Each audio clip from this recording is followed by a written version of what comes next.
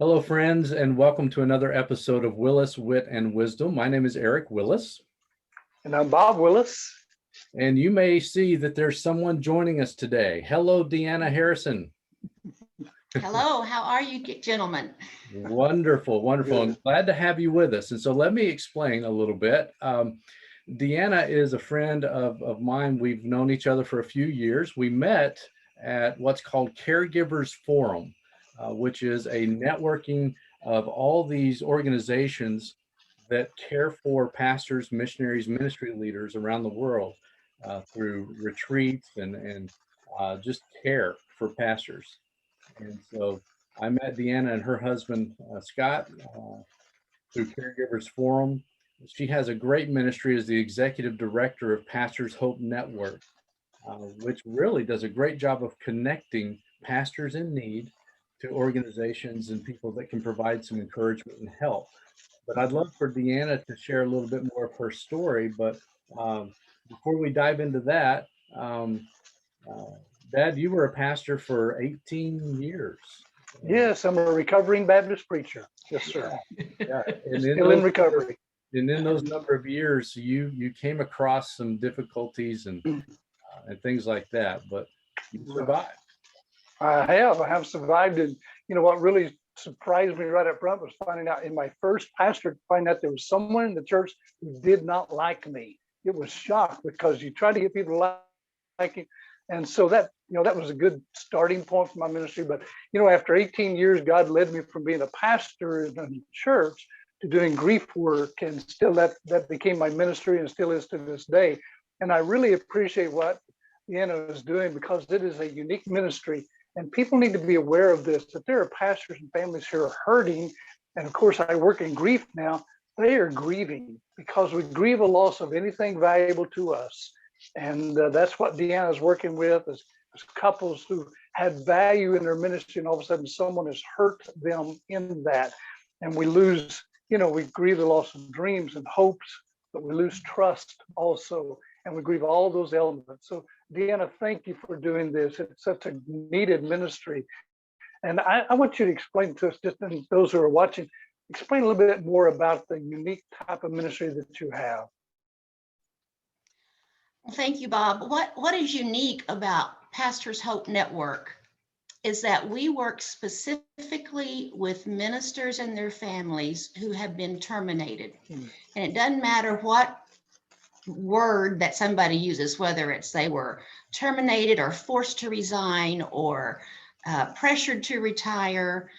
A lot of times churches will say, oh no, we didn't fire him, he resigned. Well, he resigned because the church was so toxic it was killing him. Right. So whatever word you want to use to call it, we work with ministers who have been forced to leave their churches under difficult circumstances. Right. And so suddenly they have no income. If they live in a parsonage, they have no home. Right. It's a very, very devastating experience to go through. Yes. And you and your husband actually experienced that. We did. My husband had pastored for over 30 years, and the church we were in, we'd been there for 7 years, had a great ministry. He had a wonderful ministry. What we didn't know was that there were secret meetings going on. And it literally took me years to figure out how to explain what we went through. And because from the time we knew anything was wrong to the time we were told we had to leave was 2 weeks. And so it took years to finally come to the realization that we went through a coup d'etat. That's what it was. And so we were out, and it was devastating. Part of the reason it was so devastating is it was so sudden. It's like Bobby mentioned, it's death. And yes, it is. And it's the difference for us, it was a difference in if somebody drops dead of a heart attack and you lose a loved one that way, or if you lose a loved one after they have been suffering from cancer for years and years and Right. years, you Right. grieve very differently. Mhm. For us, it was that drop dead. Sudden, We were right. gone. We were out. Mhm. Yep. And it truly was the death of our ministry, the death of our dreams, the death of what we thought was coming in the future. It was Right. the death of relationships. Mhm. Because of the way things were handled at the church, we completely experienced isolation. Um, it was just devastating. It shattered Mhm. our lives. Yeah. Right. And so um, what it took, I mean, literally for the first, I guess 7, 8 months, we stayed right where we were because we were just in shock and didn't know what to do Right. next. I had a job that it was a nonprofit. I knew I didn't make enough to keep us going right where we were. And in all honesty, we didn't want to stay there. We were in a different state from our families, about 3 states away, actually. We didn't want to stay in the community. We wanted to eventually go back home to our home state just to be Mhm. close to people that loved us, Right. Right. people we trusted. That's it. So, but for those 7 months or so, I continued driving downtown. We lived in a metropolitan area, and so we lived in a suburb. I would drive downtown to the big the city for my job. And my husband he would do job searching, but he also was working on getting the house in perfect condition to sell it, because we knew we were going to have to sell our home at some point and move. Yeah.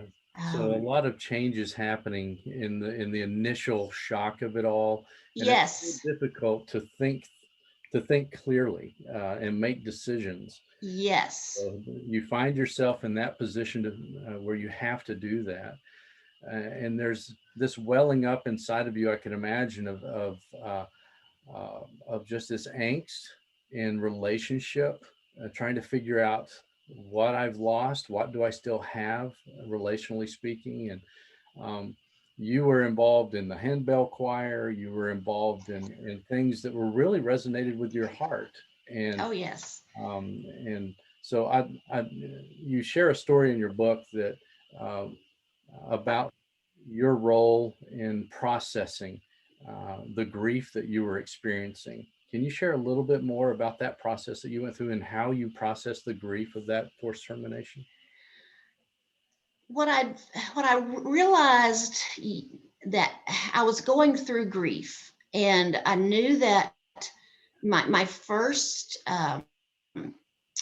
response was intense anger.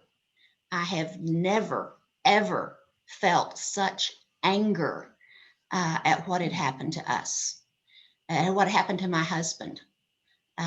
He has always been a man of integrity, and I just could not believe what had happened.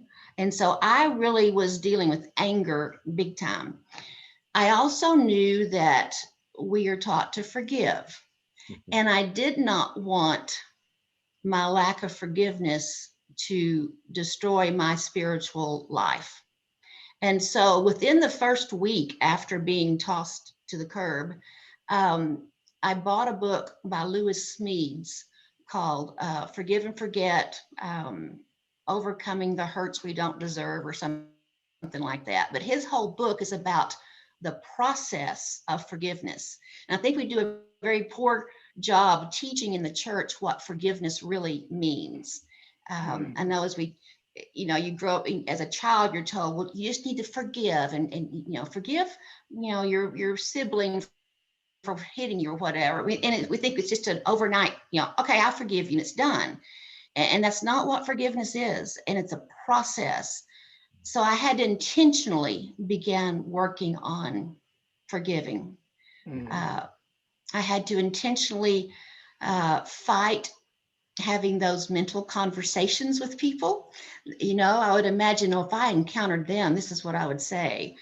And I got to the point where I really had to take Psalm 19:14 of, may the words of my mouth and the meditation of my heart be acceptable in thy sight.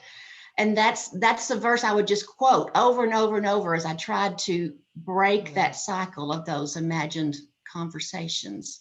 Yeah. And it's in those imagined conversations that we make assumptions about the other person, that, Right. and it just creates an environment in our heart that pits us against them and them against us, and deeper entrenches the hurt. So to break that cycle is so important. Yes. Do that. The Elizabeth Kubler-Ross 5 Stages of Grief in your book, and I'm going to go ahead and mention this. The first part of your book, you actually go through those stages and share some pretty raw and real. This is where I was, and so in your book, in the first part, you really put yourself in the place of those 5 stages and how you process through those stages. And you also provide some scriptural support. And so thank you for providing the devotional thoughts along the way. But also the second part of the book, you talk about how it applies specifically. How do you grieve through parenting, for example? And your children were grown. They were, if I remember correctly, they were out of the house when this Right. took. But you were still a parent. Yes. Because when our parents get hurt by somebody, that's personal, and so our kids take that on as well. So real quick, I want to plug your book. Moving on. Thank you. They can.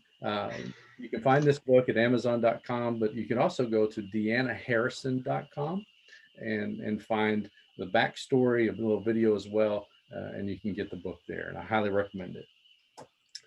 But Deanna, talk with us a little bit about what you tell pastors and their spouses, because there may be a pastor listening now who just found out this past weekend that he's gone and the church has turned their back on him.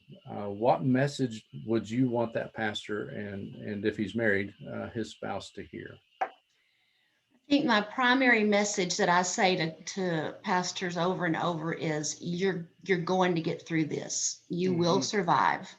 And at the very beginning, you don't think you're going to, but you will. And one thing I try to do through Pastors Hope Network is create a community of people who come around and support a minister and his family, to step into that loneliness that they are feeling and say that you are not on this journey alone. You're going to get through it. You're going to survive. God is not through with you. I don't know what God's going to do. I don't have that piece of the puzzle. All I know is that God is not through with you, and he will redeem what you've gone through. He will use what you've gone through in ways you can't even imagine right now. I also encourage people, deal with the grief. You can't just play like it's not there. Right. And you can't just say, I live by faith and I'm a Christian and I am going to have an abundant life, and you claim all these scriptures and you just march forward, and it's going to slap you in the face before long. You have to stop and say, I am hurting, I am grieving, I am angry, and it's okay to be angry. Yes. I think if you weren't angry at what just happened to you, something might be wrong.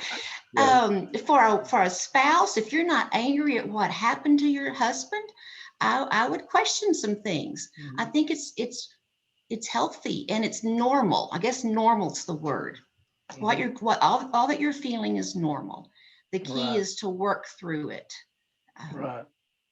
And I really appreciate what you're saying there, because you have a team of people who walk alongside the pastor and his wife. And that's so important. That support system is what I hear you Exactly. saying. Yeah, that's really important. Right. And that they're not alone. Something that really helped me in going into grief is understanding that what you feel on the inside is grief. But when you talk about it, it becomes mourning. Well, Jesus didn't say, blessed are those who grieve. He said, blessed those who mourn. So finding a person who will, we can trust, we can unload on, that's the mourning part. And that needs to happen to have a healthy life. Yes. Yes. Well, Deanna, thank you so much for spending some time with us. It has flown by way too fast. They do it again. Yeah, we do need to do it again. Okay. We'll do a follow-up soon. But your message of hope for pastors in the ministry trenches, what I find when I work with pastors who have been terminated or leaving a church, and they're unsure of what the future looks like, there's an identity piece that's attached to that. They've connected their identity to what they do, and there's a whole process needed to really reframe that.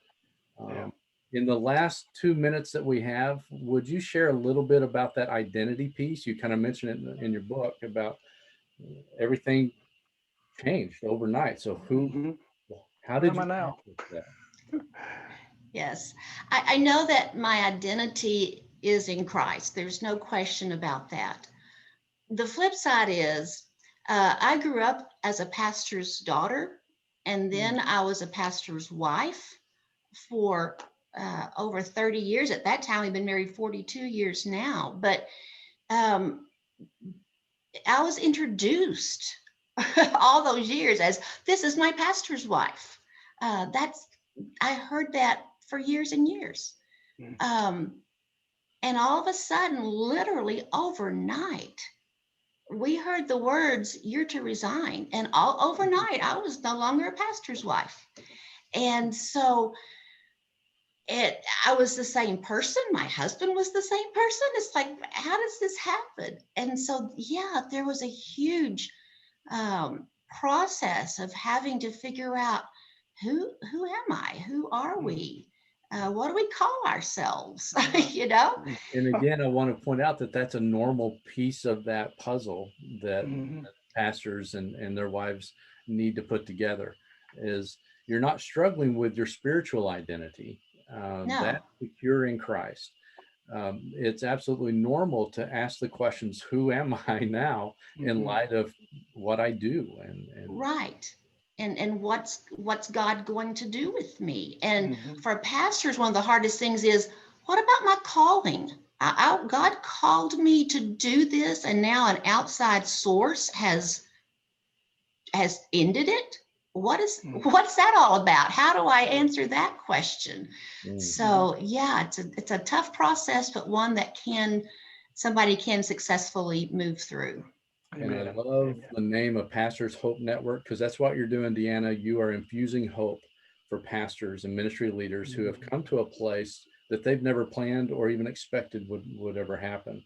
Exactly. So thank you for being there for them. How can folks reach out to you, get in contact with you, find out more about Pastors Hope Network? The best way is on our website, pastorshope.net. There is, if a pastor has been terminated and they need our help, there is a form online just for them. And it's very confidential. It comes just to me. No one else sees it. But there's also, you can just email me if you're not a pastor needing our services, but you want more information. Maybe you're somebody who wants to become involved with what we do. It's Deanna. You can email me at deanna@pastorshope.net, and my name is DEANNA @pastorshope.net. That's the way to contact us. Wonderful. Well, thank you again, Deanna, for being with us. Dad, any last words for you today? No, just I want to give a thank you again to Deanna for what she's doing, because that's a ministry that needs to happen. God bless you. Thank you. I'm very grateful that God called me to do this. Amen. I'm honored. Amen. Well, thank you, folks, for being with us, and hope you enjoyed this episode. And we look forward to seeing you on the next episode of Willis, Wit, and Wisdom. Bye, folks.